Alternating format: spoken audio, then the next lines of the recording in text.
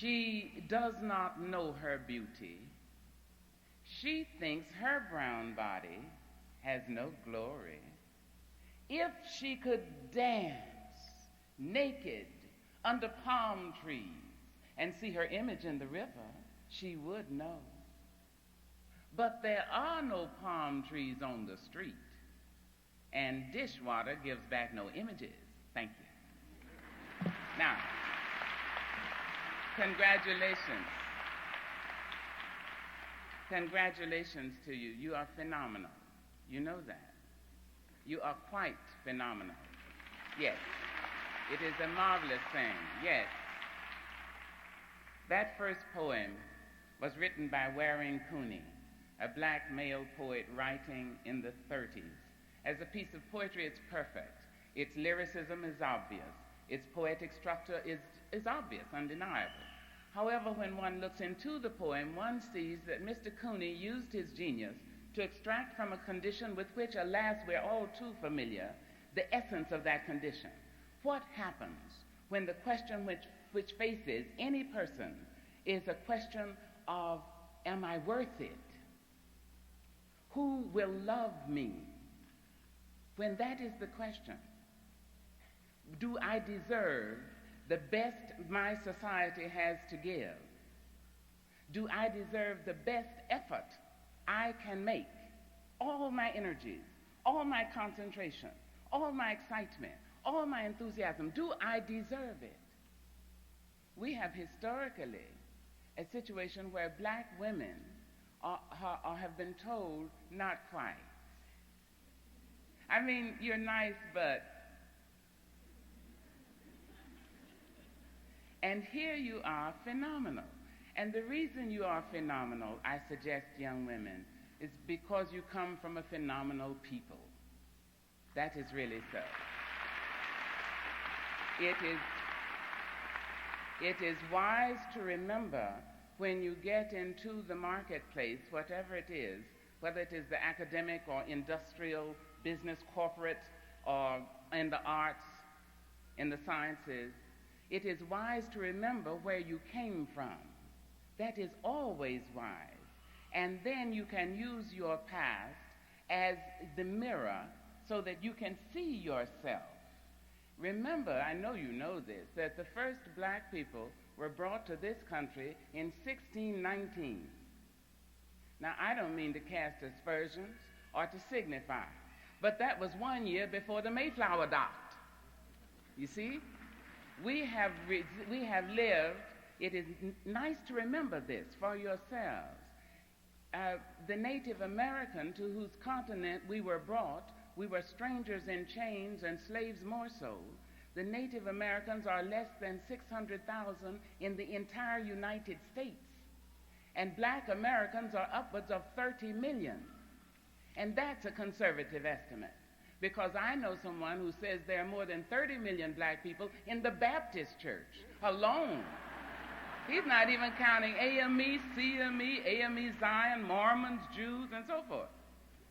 So here we are. You have come well from a very healthy, a lusty people, a people loving life and loving love, so that when you need to see yourself, when you are threatened and you need to see yourself, you must see who you bring onto the stage with you. You must see who is with you up here or in that office when you go to be interviewed, or in the school when you go for your next degree. You must see who's up there with you. Years ago, I was with Jazz Artists Guild, and it was 20-odd years ago. I was coordinator of this jazz group, and we had taken a theater on the east side in New York. And I went out I was the mistress of ceremonies. I had all the arrogance of youth without anything to back it up, you know. So I went out and I explained to the audience, Mr. Charlie Mingus, the great bassist, is going to come out, and I talked about how great he was, how marvelous, how creative. And then I looked, and stage right, Charlie Mingus and the entire orchestra was leaving the theater. I almost died. I was mortified. I started crying. I ran off the stage, and Max Roach, the great drummer, said to me, "But Maya Angelou, I thought you knew. You take everybody on the stage with you." Now, I don't tend to have the original mind, but what I do is use a methodical mind so hard, so diligently, that I take that original thought and turn it around and pull it to pieces until I understand something. And what I understood that to really mean, take everybody on the stage with you all the time. Everyone who has ever loved you, take them with you. Every idea, the person or thing does not have to be something tangible. It can be an idea. The idea that one person with God constitutes the majority is a fantastic idea. Take it on the stage with you. Take it down the street with you, on the public transportation with you. I have an uncle. First, I better tell you about grandmother. At the turn of the century, my grandmother, in that small town in Arkansas, and Dr. Stewart was right, it is about the size of this half of the stage. Stamps, aptly named. My grandmother was divorced. That was unheard of, and left with 2 children. My father and her other son, who was crippled. And she had to look after her sons. How to do it? She was born of a mother who had been a slave, who had been totally illiterate, but my great-grandmother had heard of the vows, and she had 5 daughters, so she named her daughters Annie, Emma, Ida, Ola, and Eula, and insisted that they get some education. So they went all the way to the 3rd or 4th grades. And grandmother was left there with these 2 children, so she decided she could cook. She took a brazier, a pot of fire, to the lumber mill on that side of town, and she'd fry meat pies and sell them over there for 5 cents at the lumber mill. And any leftovers she would roll up in a towel and run all the way across town to the cotton gin and sell them tepid for 2 cents.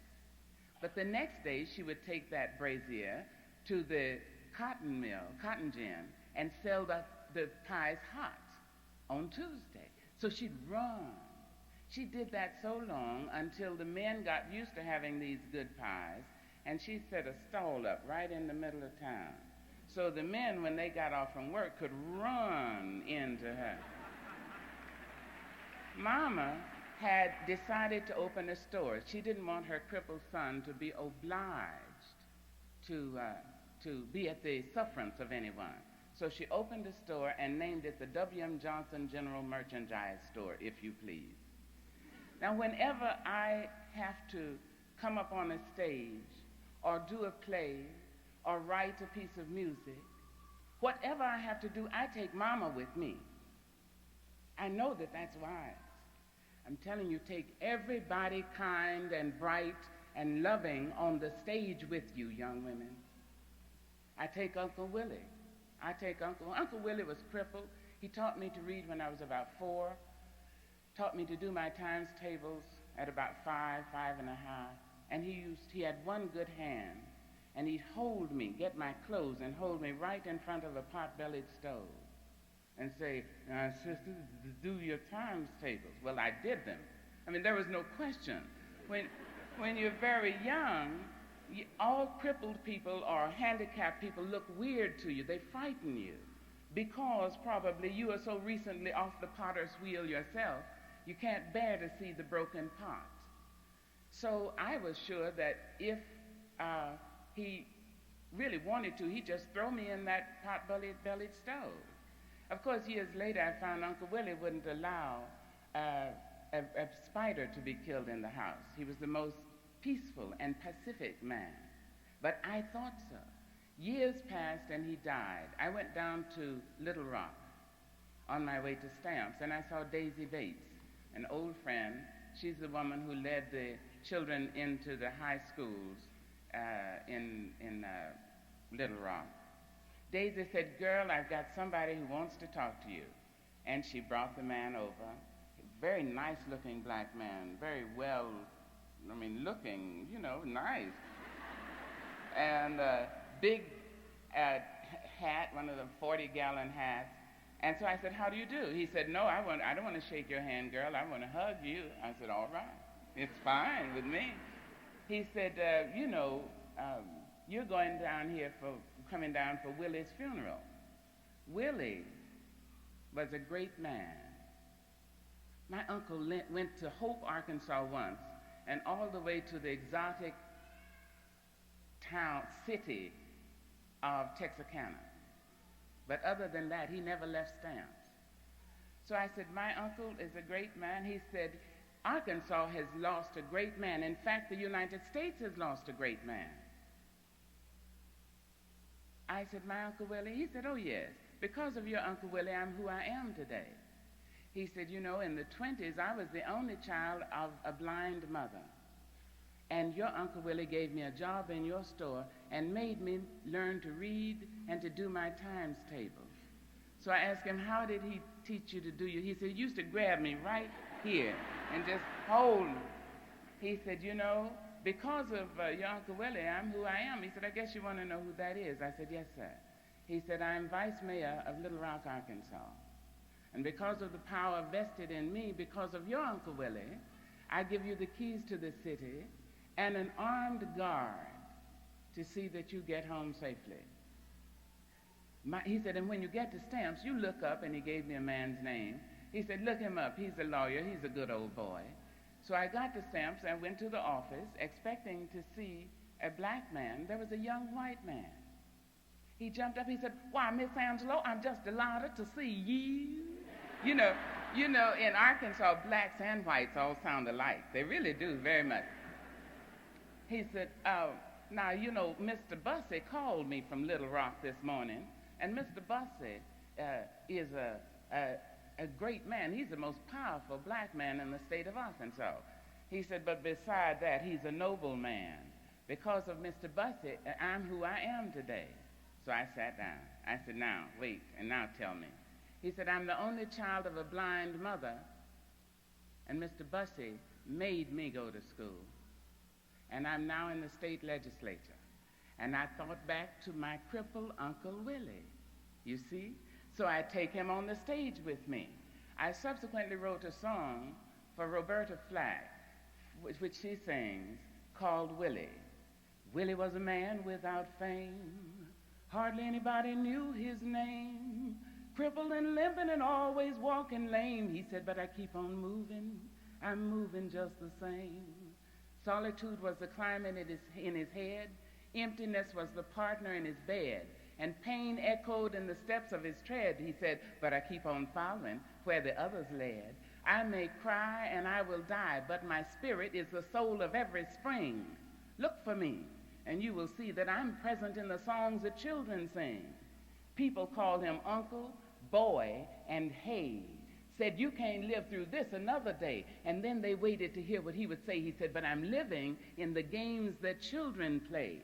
You may enter my sleep, people my dreams, threaten my early morning's ease, but I keep coming. I'm following, I'm laughing, I'm crying, and I'm certain as a summer breeze. Look for me, watch for me. My spirit is the surge of open seas. Ask for me, call for me. I'm the rustle in the autumn leaves. When the sun rises, I am the time. And when the children sing, I am the rhyme. I'm Willie. I'm Willie." So you see, ladies and gentlemen, all of you, I bring this crippled uncle up here with me too. There are numerous people who are with me all the time. When you are most frightened, think immediately. Think of some particular teacher, some new idea. Think of some piece of poetry. Think of some song. Think of an uncle, an aunt, a grandmother. Think of a minister. Think and pull them to you. And in that moment, you are steadied and you are fine. Just fine, thank you. Just fine. I know that in at a commencement, what is needed is a very few words of encouragement. I mean, a speech which is a very few words of encouragement. It is absolutely your day. It is also incredible that in order for Spelman to have its commencement, it has to have its commencement ceremonies in the auditorium, in the civic. Doesn't that tell you a lot? It means that for each of these people graduating, there are 10 or 15 or 20 people who are committed directly to this experience. Directly. Otherwise, I'm sure we could have had the ceremony in the chapel. Isn't it so? It speaks of how powerful you are, how much you are loved. So I don't want to talk forever, but I want to thank the parents and the teachers. I do. You have a most serious charge to make this country more than it is today, which is really what we're all about. More than it is today, more than what James Baldwin calls these yet-to-be United States. Whatever you do, that is your charge. And there are many people here, those small people making all the noise, all those people will be counting on you. It is true. It is true. And you are phenomenal. You are absolutely phenomenal. I wrote a poem called Phenomenal Woman, and I wrote it for black women, and I wrote it for white women. I wrote it for short and tall and very fat women, the kind who say, there's a skinny woman trying to get out. And I wrote it for very thin women, those who deserve all our sympathy. I wrote it for women on the covers of Vogue and Elle and Ebony and Essence. I wrote it for all sorts of women because we are phenomenal. We have not begun to scratch our potential, let alone make use of it. But you people, you young people, will do so, I'm sure. There are some of you who are waiting to show the world just how phenomenal we are. Many people wonder where my secret lies. I'm not cute or built to suit a fashion model size. When I try to show them, they think I'm telling lies. I say it's in the reach of my arms, the span of my hips, the stride of my step, the curl of my lips. I'm a woman, phenomenal woman. That's me. I walk into a room just as cool as you please, and to a man the fellows stand or fall down on their knees. And then they swarm around me, a hive of honeybees. I say, oh, it's the fire in my eyes, the flash of my teeth, the swing in my waist, the joy in my feet. Men themselves have wondered what they see in me. They try so much, but they can't touch my inner mystery.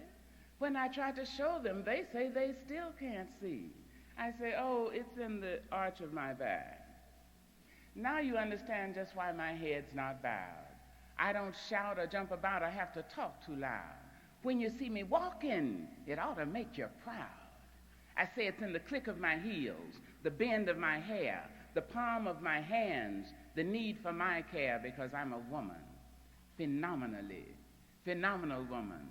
That's my mother and all your mothers and my 2 grandmothers, and that doubles your group. And then my 4 great-grandmothers, and then your 4 great, and then great, and my great, and you, all of you young women, and me.